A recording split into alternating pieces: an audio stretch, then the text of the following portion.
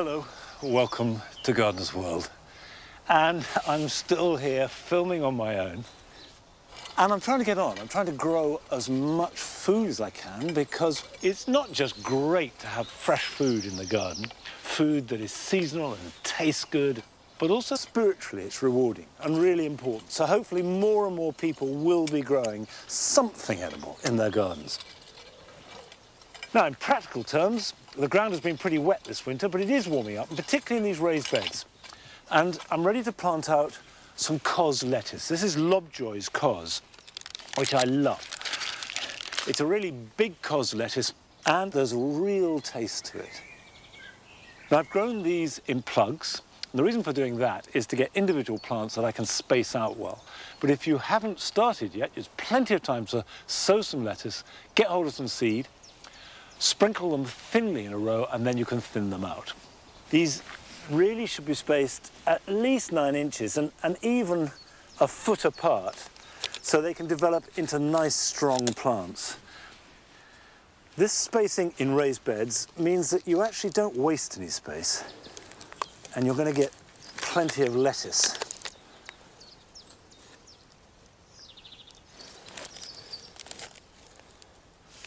And these will be ready to harvest in about 6 weeks' time, which is really something to look forward to.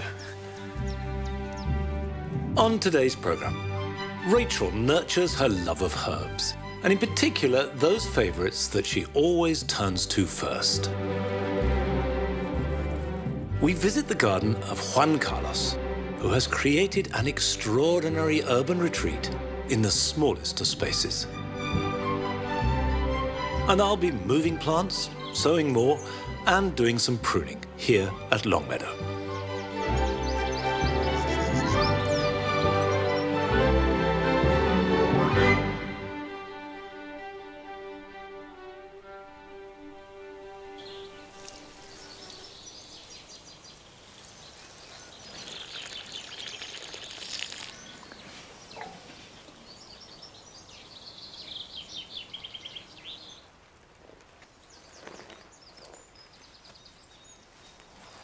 Last year, this container had carrots in it, and I've kept the old compost, and I'm going to sow directly into it some parsley, which is also a member of the carrot family.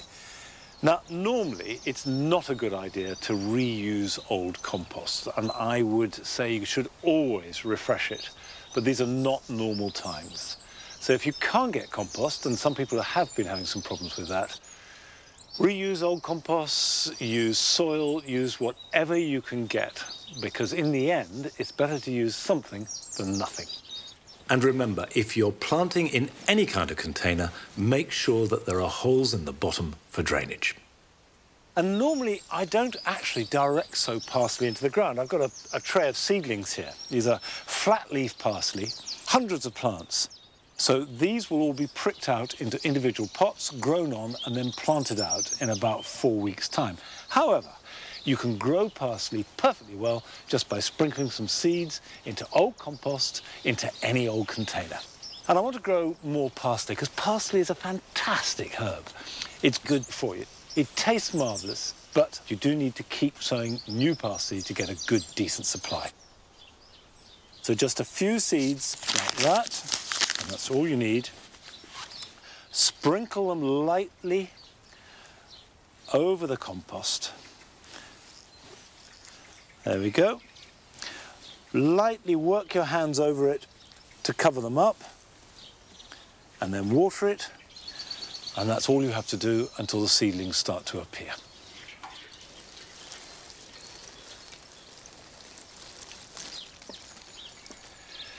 Don't let those seeds dry out, and they should germinate in about 10 days' time. But the easiest herb of all, even if you've never gardened, even if you don't have a garden, is mint. Mint famously is invasive, and you put it in a border and it takes over.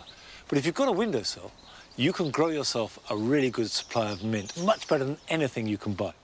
Get hold of a plant. I mean, ideally, if someone can give you one, or if you go and buy a plant from a supermarket, and then cut a couple of stems and put those into water.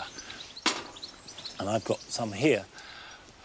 you just pop them into water. And what you'll see is after a few days, they will start to grow roots. Now, these roots are very, very small at the moment, but they are there. And once there's a good flush of roots, you then pot them up into a little bit of compost, and that will become a healthy mint plant that will give you unlimited mint. Really good tea, good with all kinds of dishes, all summer long. Well, someone who very much is trying to use her garden as much as possible is Rachel. And this year she's decided to grow many more herbs, and in particular, one of her Mediterranean favourites. I love thyme. It's easy to grow, is great for cooking and for wildlife, and some varieties have beautiful, dainty flowers. I've said it before, and I'll say it again. Thank goodness for gardening, because when you're going through challenging times of whatever type, it just keeps you in the moment and you're doing something productive that you love. And I really do thank my lucky stars every day. I have to say that I'm reverting back to my comfort thing, which is planting things in containers. And I really want to grow herbs this year on a major scale if I can. And I want to sort of look at individual herbs and see how I can get the best from them. And I'm starting with my desert island herb, which is thyme.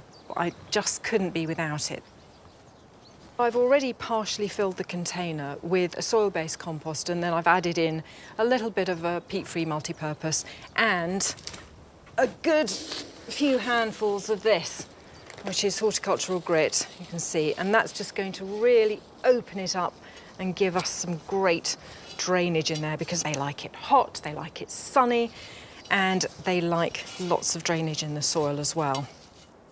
Now I'm going to start with one I haven't actually grown before. This is an orange scented thyme, lovely green colouring, and oh, it has a really sort of sweet citrusy aroma, so it's beautiful. Love thymes. Just put that here, I think, towards the front. So just making sure the levels are right so that it's going to end up just below the surface and allow enough room for a bit of top dressing. You don't need much space to grow thyme, or any herbs for that matter. If you haven't got outside space, just pop one in a pot, a window box, or on an inside windowsill. Then I'm going to add this one. Now, this is an old favourite of mine, actually. It's called Doon Valley. And a friend of mine described it as being just like scrambled egg, and I think that's spot on. It's one I've been growing for many years, and I do rather like that. It's got lovely pink flowers. And I think I'm going to put this one in here, because then you get this lovely tapestry effect. Next, I'm going to use this one. This is Foxley. Again, it's new to me, this one. Very pretty. So that one I'm going to put here because it's got a more prostrate sort of hanging habit. You can see these stems, they just want to just dangle over the side there. And can I squeeze one more in? I mean, I usually try to. I'm going to put this little one, which is aureus. So you've got this bright, acidy green colouring, which is really pretty. Right, I think that's pretty much perfect. So now it's just filling in around each root ball. I'm just going to top dress this pot actually with a layer of horticultural grit. And what they absolutely dislike, and possibly won't even survive, is a cold, wet winter. It's the wet, really. That can literally just cause the plant to rot off. Gorgeous. Right, so that's done.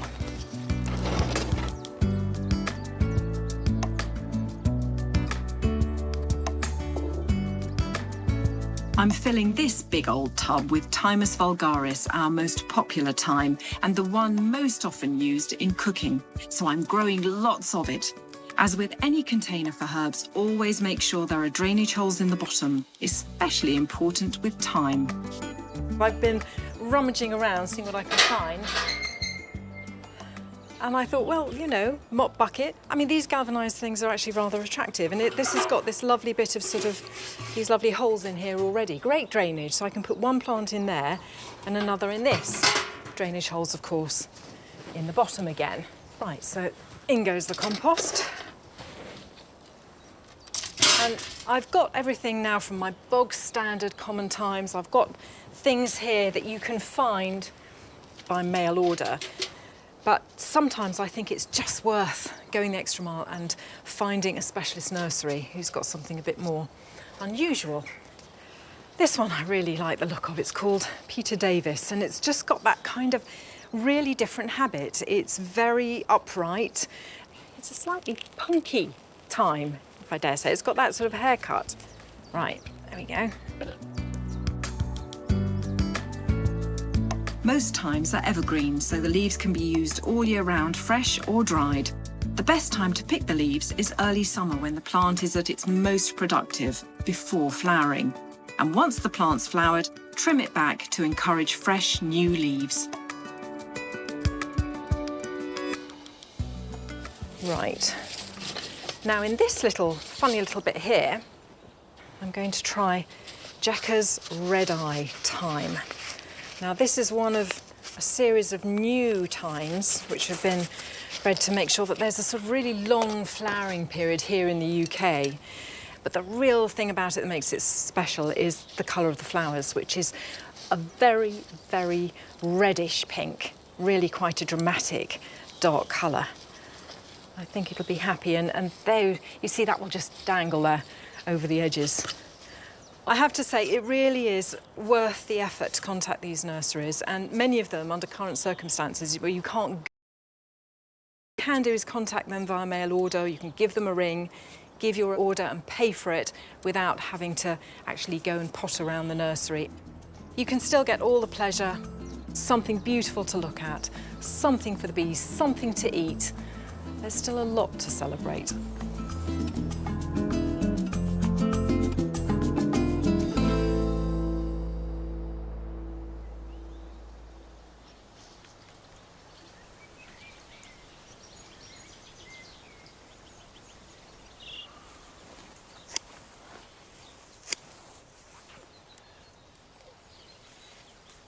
Well, certainly at this time of year, it's not hard to find things to celebrate and enjoy. And one of the things that's given me huge pleasure this spring are these tulips. This is Tulipa acuminata, and they're fantastic. I love the way they are licks of colour coming through the grasses. And I chose them for the Paradise Garden, which of course is based on the gardens of Islam, because these are like the original tulips that came to Europe from Turkey and had these wonderful pointed flames of flower. Now, whether the grasses underneath them are elegant, I'm not sure. They haven't really had a good winter because they hate sitting in cold, wet ground, and it was the wettest winter in living memory. I also overplanted. There are too many, so I need to lift some. I've already started to dig some up. I'm going to replant them elsewhere, and I'm cutting them back. By the way, I planted these as Stipa, and they've gone and changed their name to Nicella tenuissima. But they'll always be Stipa to me.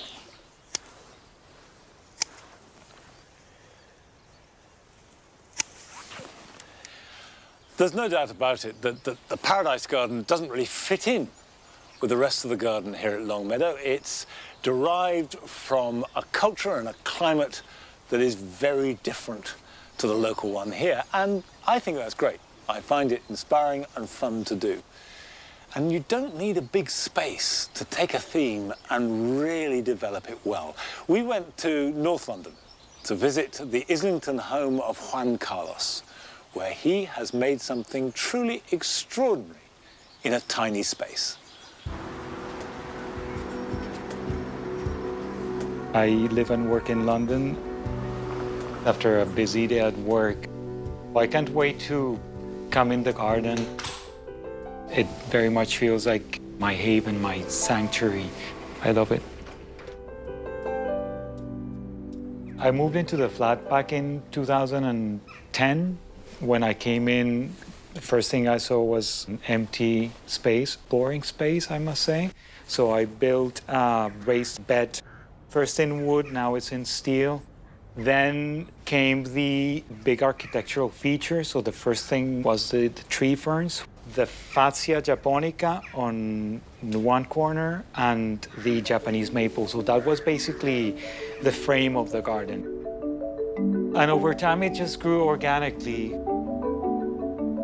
The garden is quite small. It's 5.5 meters by 6 in depth, barely 6. Really, what I try to do is make it as big as I could with what I had to work with. So almost you create the illusion that the garden keeps on going, but in reality, it just ends 6 meters away. So what I've done here really is layer these plants in a way that actually gives the viewer the impression that there's a lot more space than there really is. There's the clematis here, and behind there's the small-leaved ivy. So when you're viewing from inside, you think that they're much farther away than they really are. In addition, what I've tried to do is make the end of the garden a bit darker as well. And that darkness in the back actually doesn't reveal what's behind, so that's how that sense of depth is created when viewed from inside the flat. In addition to the more temperate plants, I have a few tropicals, which I really like. I guess the stars are the colocaceas with their big heart-shaped leaves, and reminds me of my Colombian roots. So I think the colocaceas do bring a very tropical feel to the garden because they actually thrive in very hot, sunny, damp conditions. This one is black magic, and it's quite velvety and soft. It doesn't survive an English winter, so I have to bring it inside every November, stays there probably until May, and then I bring it outside. I have it inside a pot, which I've actually carved out the bottom. So literally what I do is I cut down the roots, just remove it from the soil, put it on a saucer full of pebbles. Then I prune back all the leaves, but leave the stem itself, because it's out of the stem that the new growth will come back the next spring. Obviously, the garden is very much part of the flat, so I wanted to create a sense of continuity between the in and the outdoors. So in this space here, I've planted sempervivums, or house leeks. It's a space that basically was full of gravel and unutilized, and managed to actually make a little garden out of it. They've done really well, they've thrived. I literally cover the entire gravel space, and in the spring and early summer, they all flower. It does create that sense of continuity when you're inside. You really don't know where the limit, where the border is. What I've tried to do is obviously use every inch. I bought this pot of baby tears, or mind your own business, as it's known as well. And then I cut it in pieces, and then I plugged it into the gap between the paved area. It has literally spread from the back all the way here, and what's nice about it, it brings this wetland, watery feel, which is great. It is a great refuge for worms, so it goes quite thick in the summer. I would warn people to use it in places where it doesn't invade, so avoid it in lawns. However, in patios like this one is great because it holds all the different pots together. So it's a nice coverage for the plants, for the wildlife.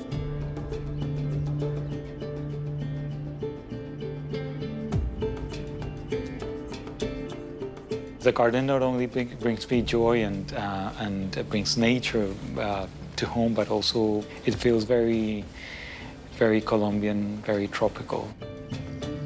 And that's what I try to achieve, and I think I've done it.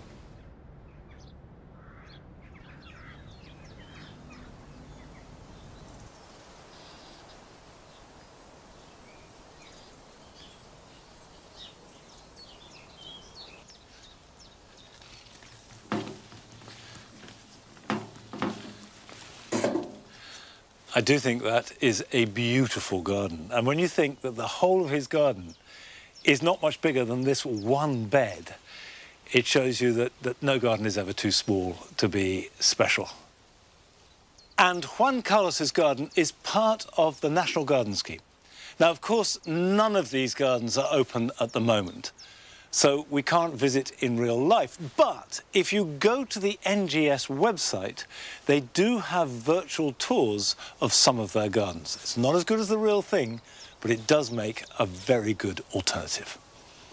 Now, this particular part of Longmeadow, the dry garden, is very different from the rest because about 6 to 9 inches down is just a sheet of sandstone. And it's extraordinary what will grow here. Anything that likes good drainage and hot sunshine is really happy. So we've got the honesty growing, we've got the cardoons, the euphorbias. So the steepers should be happy in here. You can see that what we've got here is Steeper gigantea, and that has great oat flower heads, which are fantastically dramatic. It's related to the Steeper tenuissima, and like them, is much happier in dry, well-drained conditions. So I'm going to add these two into here. There you are. That's the bedrock underneath. And if I just give the plant, before I plant it, a little bit of TLC. And the way to do it is just comb your fingers through it and take out all the dead material. A little bit of hairdressing. And then pop it in the ground, like that. And that will be fine. And the whole point of growing a steeper in these conditions is that it won't get too lush. And what happens to Steeper tenuissima in particular is on rich soil, it grows too lush and then just flops over sideways. And you lose that lovely fountain appearance, which is the reason why you grow it. So hopefully this will like its new home.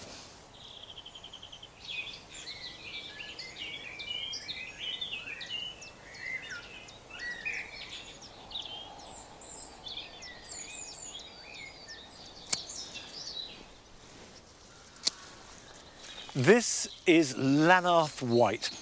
It's a lovely hydrangea with a slightly ivory tinge to its white, which grows really well in light shade. It's a woodland plant. But lots and lots of people say, well, when do I prune it? Do I cut these spent flower heads off? How hard do I prune it back? And in fact, it's easy. Sometime in April, probably needs to be done by now if you haven't. When you start to see good new growth from the leaves, trim it back by about 1/3 to 1/4, taking off all the old spent heads. So just cut these long growths back to a bud, and that will promote new growth that will carry the flowers. And then you don't need to cut it or prune it or do anything to it other than make sure it doesn't get too dry until next spring.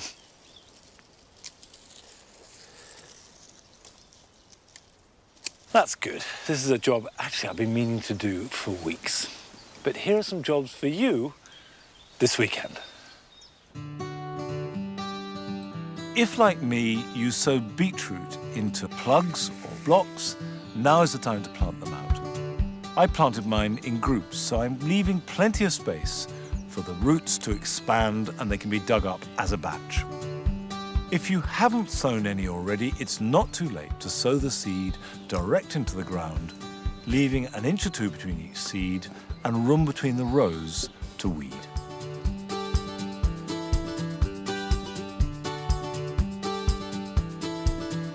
Daffodils start to form the bulb for next year's flowers as soon as this year's flowers fade.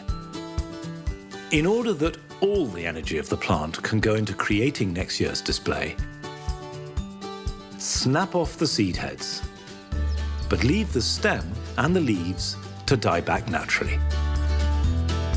Summer bulbs make great late-season cut flowers, and now is the perfect time to plant gladioli.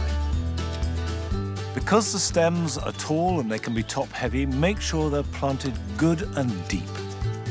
And if your ground is at all heavy, add some extra drainage like grit. You can plant them quite close together in rows, about 4 to 6 inches apart, then cover them over well, and they should start to appear in about a month's time.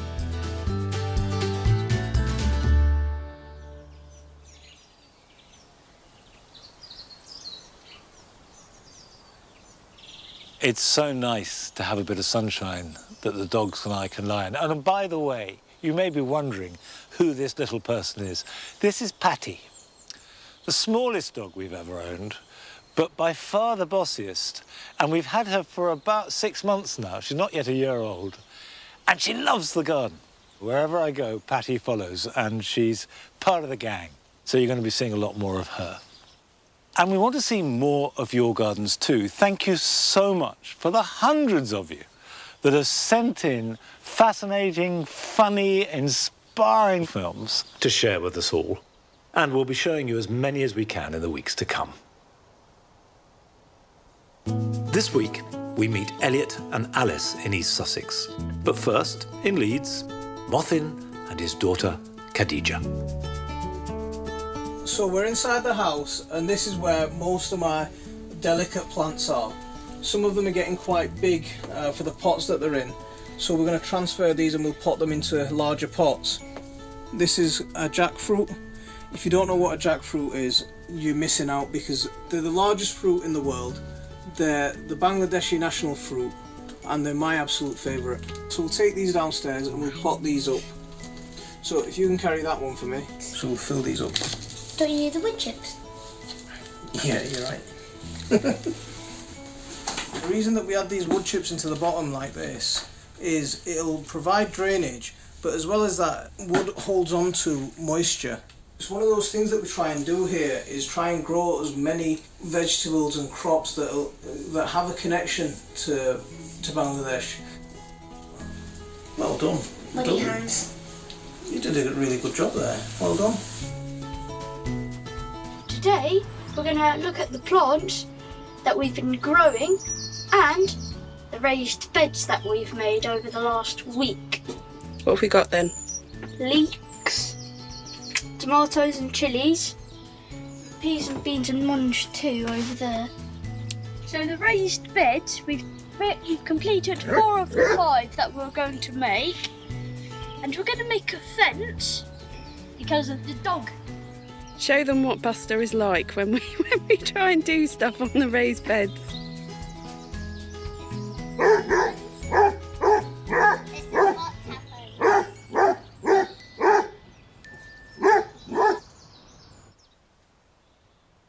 I think Buster the Basset Hound has stolen the show, but then dogs and gardening are always a good combination. If you have anything about your garden you'd like to share, don't be shy. Please film it in landscape, not portrait, and send it in to us. And you can get all the details on how to do that from our website. And I and Nigel and Nellie and Patty will see you back here next Friday at the slightly later time of 9 o'clock for a full 1-hour programme. And we've got a revolutionary new method of filming Gardener's World, all as part of our pledge to bring the programme to you no matter what. It's going to be interesting. I'll see you then. Bye-bye.